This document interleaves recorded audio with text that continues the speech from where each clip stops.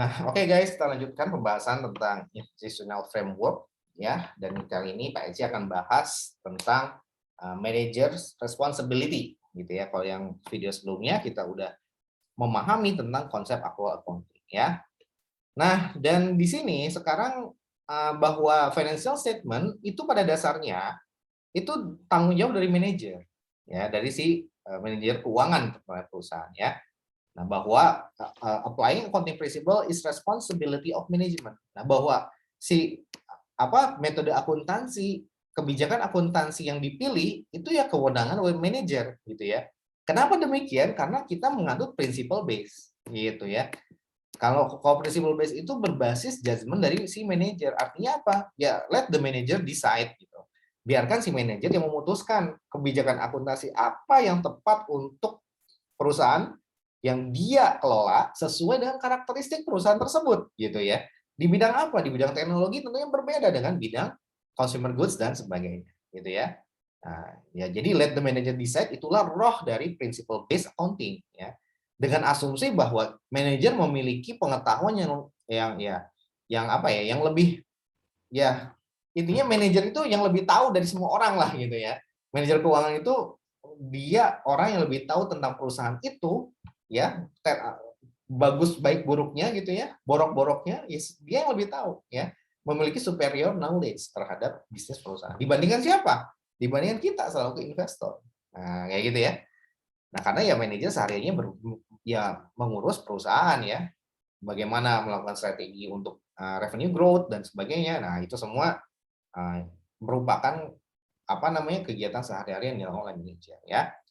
Nah, kemudian karena memang principle base itu memberikan kelonggaran kepada para manajer, ya contohnya di Bukalapak untuk menentukan nasibnya sendiri gitu ya, menentukan kebijakan akuntansinya sendiri gitu ya. Maka kelemahannya adalah bahwa keputusan tersebut bisa mengganggu, mendistorsi ya accounting numbers gitu ya. Bisa mendistorsi nilai-nilai ya yang disajikan dalam laporan keuangan, nilai rupiah, nilai cuan yang disajikan dalam laporan keuangan ya. Kenapa? Karena fleksibilitas yang diberikan oleh PSAK, kemudian apa? Manajer pun memiliki motif tertentu, yaitu apa? Berupa insentif, bonus, dan juga untuk menjaga nama baik perusahaan. Nah, kedua tekanan inilah yang membentuk ya behavior dari suatu manajer perusahaan. Nah, inilah yang dinamakan agency cost atau agency problems gitu ya. Masalah keagenan. Maksudnya apa? Maksudnya si manajer memiliki interest yang berbeda dengan si investor. Manajer ingin cenderung mengamankan dirinya sendiri, memanfaatkan kepentingan oportunistiknya. Dengan apa? Gue terikat kontrak. Ya, kalau performa gue jelek, gaji gue turun, gue dipecat. Nah, itu dia ya. Nah, setelah itu itulah yang membentuk behavior si manajer. Nah, sedangkan investor kan yang penting cuan, gitu ya. Gue nggak mau tahu gitu ya. Nah, artinya apa? Dengan adanya tekanan seperti itu oleh prinsipal dan si manajer pun merasa nggak nyaman gitu ya. Nah, ini yang menimbulkan agency issues. Ya, akhirnya manajer bertindak untuk kepentingan dirinya sendiri. Ya, yang penting mengamankan dirinya sendiri. Dan itu terjadi ya di hampir di seluruh perusahaan di Indonesia. Ya, seperti itu. Nah, bagaimana cara memitigasinya? Ya, agency issues tadi adalah dengan ya tiga hal ini ya, audit, ya corporate governance ya, adanya board of commissioners ya, perwakilan dari para investor ya masuk ke dalam komisaris perusahaan gitu ya. Nah, kemudian bikin yang namanya komite audit. Nah, komite audit inilah yang akan menunjuk auditor yang akan masuk melakukan proses audit di mana, di perusahaan yang kita kelola gitu ya, yang menjadi tempat kita berinvestasi gitu ya. Nah, kemudian yang ketiga adanya ya worker unions ya dari segi internal. Nah, adanya ikatan serikat pekerja itulah yang membuat kontrol terhadap manajemen itu menjadi ada temennya gitu sih. Kan kepentingannya itu investor ya. Investor memastikan jangan sampai manajer ini menjalankan perusahaan yang dia miliki dengan salah gitu, dengan cara yang salah, sehingga kita nggak tahu boroknya apa, tahu-tahu perusahaan bangkrut aja ya. Nah, jadi seperti itu. Nah, akhirnya apa? Dengan ada serikat pekerja ini tentunya yang akan mengawasi si manajer tadi. Jangan sampai jangan sampai perusahaan bubar, kalau enggak kita nggak akan ada kerjaan gitu ya. Nah, dan serikat pekerja juga menuntut bonus dan sebagainya. Nah, itulah yang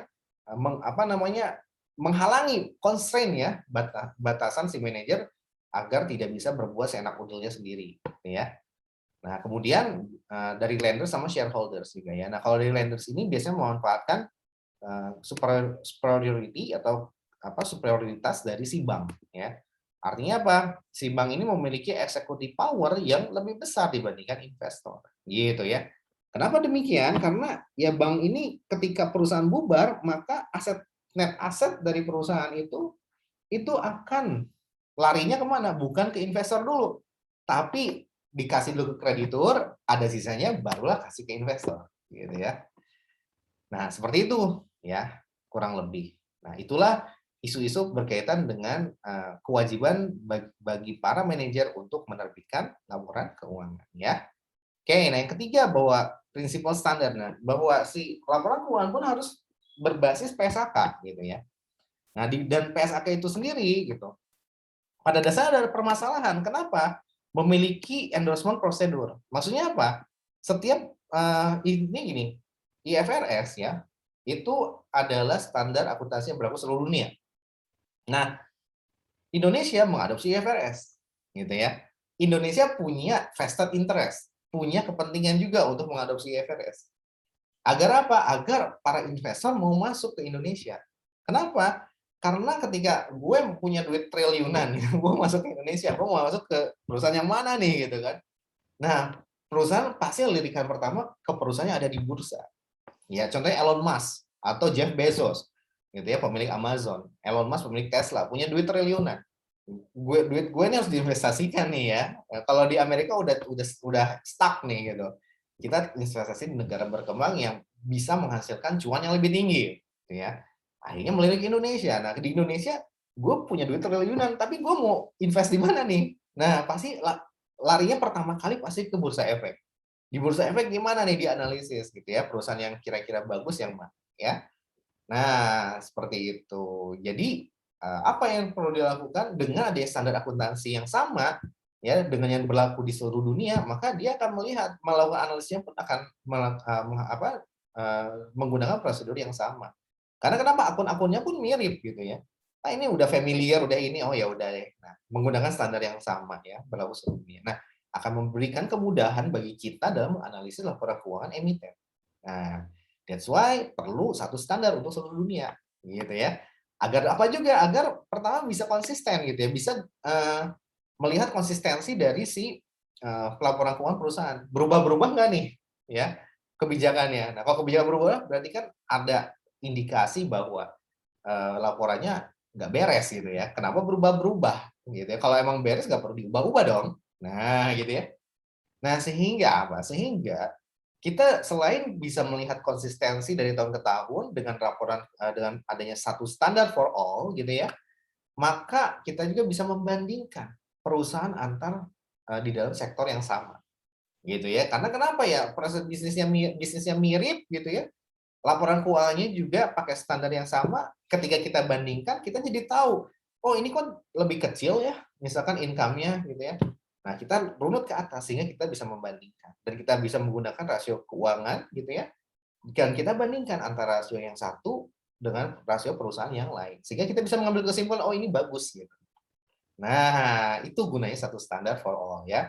Dan dengan adanya uniform accounting standard atau satu standar untuk semua, ya maka ya susah bagi manajer untuk memanipulasi laporan keuangan. Kenapa?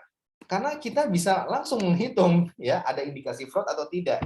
Contohnya dengan Beneish M-score gitu ya, Beneish untuk mengidentifikasi fraud ini dengan menggunakan data dari laporan keuangan. Jadi nggak usah kita cari berita dan sebagainya, cukup pakai modelnya Beneish udah bisa kelihatan gitu bahwa ini ada indikasi fraud atau tidak. Nah, dan ini semua memanfaatkan data dari neraca dan SOFI atau balance sheet dengan income statement. Nah, gitu ya.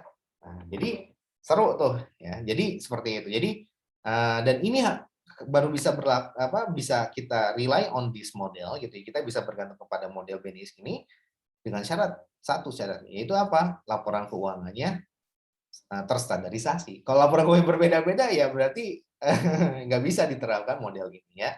Nah, ini contohnya aja. Banyak lagi contoh yang lainnya ya. Nah, kemudian kalau rigid accounting rules, nah maybe dysfunctional ya. Nah, contohnya ini kalau dia menggunakan rule based accounting, nah contohnya rule based accounting itu US GAAP ya.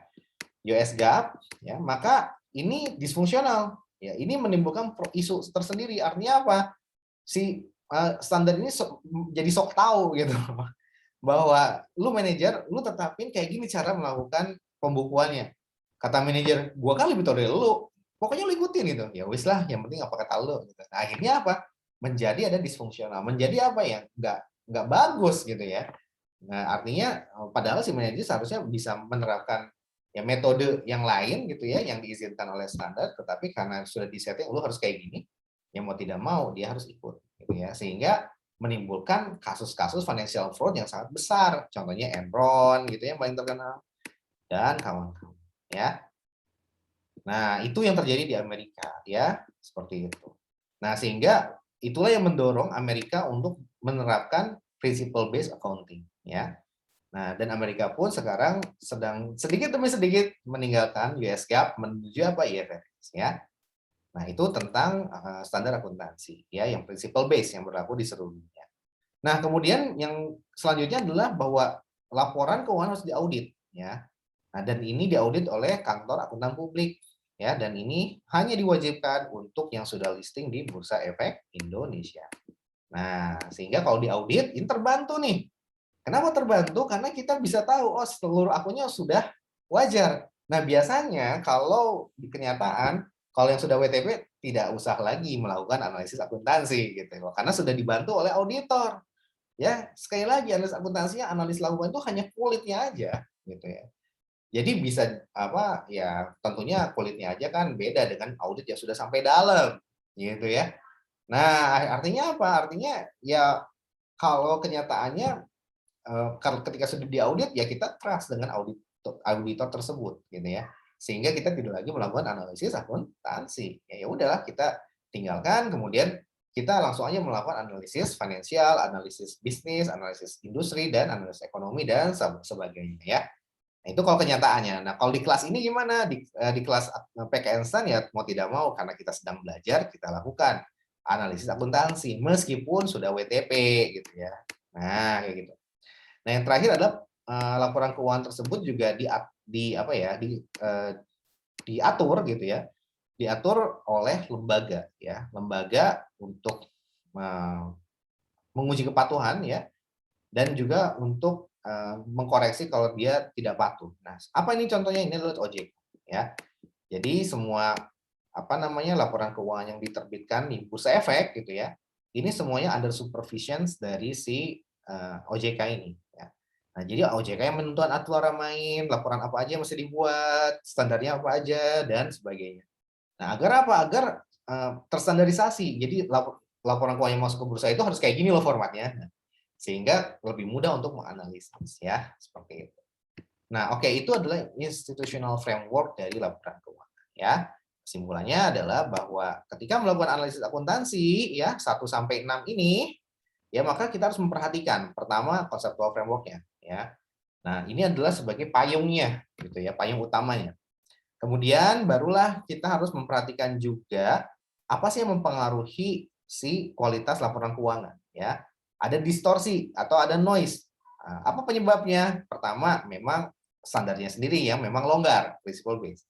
Yang kedua, emang kesalahan si manajer ya, kurang lihai. Yang ketiga adalah memang apa namanya, ada motif tertentu dari si manajer ya untuk apa mengamankan dirinya. Nah, seperti itu. Nah, ketiga hal inilah yang akan menyebabkan kualitas laporan keuangan menjadi turun. Nah, mengganggu nilai yang mana? Mengganggu ya kualitas dari relevan sama reliability. Meskipun tidak bisa terpenuhi semuanya gitu ya, paling tidak ada trade off gitu ya, salah satunya gitu ya. Kalau tidak relevan, ya reliability yang akan terganggu atau mungkin bisa dua-duanya gitu ya. Nah, oke, setelah kita paham, oh ternyata dari conceptual framework, kemudian juga oh ternyata ada 3 hal yang mempengaruhi kualitas laporan keuangan gitu ya. Barulah kita bundling dengan sebetulnya laporan keuangan kita itu ya, kita harus memahami beberapa aspek gitu ya. Pertama accounting gitu ya. Isu-isunya terkait mitos sama truth ini harus kita aware juga ya, bahwa jangan sampai ketika kita mengalami suatu akun, let's say depresiasi, kita harus tahu, oh, jangan-jangan dimanipulasi nih. Nah, berdasarkan mitos ini gitu ya. Nah, kemudian juga jangan-jangan ini untuk impossible to manage income upward gitu. Jadi untuk manajemen laba, income smoothing. Jangan kayak gitu. Jadi itu semua harus tertanam dalam diri kalian ya. Ketika melihat akun per akun dari laporan keuangan dalam tahap analisis akuntansi ya. Jadi mitos sama truth ini yang harus kalian perhatikan. Itu sebagai apa? Sebagai budaya kritis kita gitu ya. Karena kita kan kulitnya aja nggak kayak audit, maka critical thinking ini harus dilatih gitu ya. Nah, kemudian baru juga kita harus paham bahwa laporan keuangan dibuat oleh manajemen dan manajemen sendiri memiliki superior knowledge ya, pemahaman yang sangat mendalam terkait perusahaan yang dia kelola ya. Tapi manajer juga memiliki masalah, agency issues. Itu apa? Ya memiliki kepentingannya tersendiri dan berusaha memaksimal kepentingan pribadinya sendiri, gitu ya. Nah, dan memang kita lihat juga ketika melihat menganalisis akun misalkan PPE gitu ya, kita lihat ini diaudit nggak nih gitu. Dan apa komentar auditor? Oh, ternyata tidak ada komentar. Ya udah, berarti relatif aman misalkan kayak gitu ya. Terus lihat juga si perusahaan ini memiliki corporate governance nggak? Ada komisioner, ada komite audit. Nah, itu dilihat juga gitu ya. Auditornya juga dilihat apakah Big Four atau bukan gitu ya. Dan reputasinya juga dilihat gitu ya. Jangan-jangan dia memang bermasalah gitu ya. Nah, itu bisa cari di berita-berita ya. Nah, dan dia juga dilihat, oh ternyata perusahaan ini punya serikat pekerja dan utangnya juga ke Bank Mandiri, ke Bank BRI, BCA, dan sebagainya. Nah, artinya apa? Ini semua akan menghambat manajer dalam rangka apa? Memanipulasi laporan keuangan. Ya, kenapa? Karena banyak kepentingan yang harus dia tangani. Kalau dia memanipulasi dengan KI, nanti yang lain terganggu gitu ya. Ketahuan deh boroknya. Nah, kayak gitu. Jadi itu semua adalah jeratan-jeratan ya yang memang sistem yang memang akan menjerat si manajer untuk tidak bisa lagi berbuat seenak. Nah, itu harus kalian identifikasi dalam laporan emiten kalian ya. Di Bukalapak, di Mayora harus dilihat dulu. Oh, ternyata ada semua unsur yang ada di sini, ada auditor, ada BOC gitu, board of komisioner, ya dewan komisaris, ada audit committee, ada serikat pekerja dan sebagainya. Nah, dari sini oh berarti relatif apa namanya? Lingkungan pengendalian itu lumayan bagus gitu ya. Nah, jadi kalian bisa apa ya, bisa sedikit inilah, sedikit maksudnya tuh, oh oke, ini berarti kayaknya ini memang memang kebijakannya manajer seperti itu sih. Jadi tidak ada udang di balik bakwan. Nah, kayak gitu ya. Jadi bisa mengerem mengerem seuzon kalian lah kayak gitu ya. Dengan adanya monitoring mekanisme ini ya. Kalau ternyata tidak ada, nah kalian lah harus lebih curiga lagi gitu ya. Jadi harus lebih kritis lagi gitu ya, seperti itu. Nah, dari situ juga kalian harus memahami juga. Nah, standar yang digunakan untuk pencatatan PPE gitu ya, itu apa gitu. Nah, seperti itu ya. Nah, dan seterusnya. Nah, itulah yang mesti kalian pahami dalam melakukan analisis akuntansi ya. Jadi seperti itu. Jadi tahapan 1 sampai 5 ini harus dibingkai dalam framework, conceptual framework, ya, kemudian ada isu-isu yang berkaitan dengan manajer dan sebagainya sehingga kalian kritis dalam melihat suatu akun, gitu ya. Nah, barulah kalau memang sudah outputnya adalah apa? Red flag, gitu ya. Nah, setelah red flag, barulah nanti kita lakukan accounting distortions, ya. Nah, caranya gimana melakukan undo accounting distortion? Caranya adalah nanti kita akan bahas di video selanjutnya. Oke, itu aja yang bisa saya sampaikan. Terima kasih.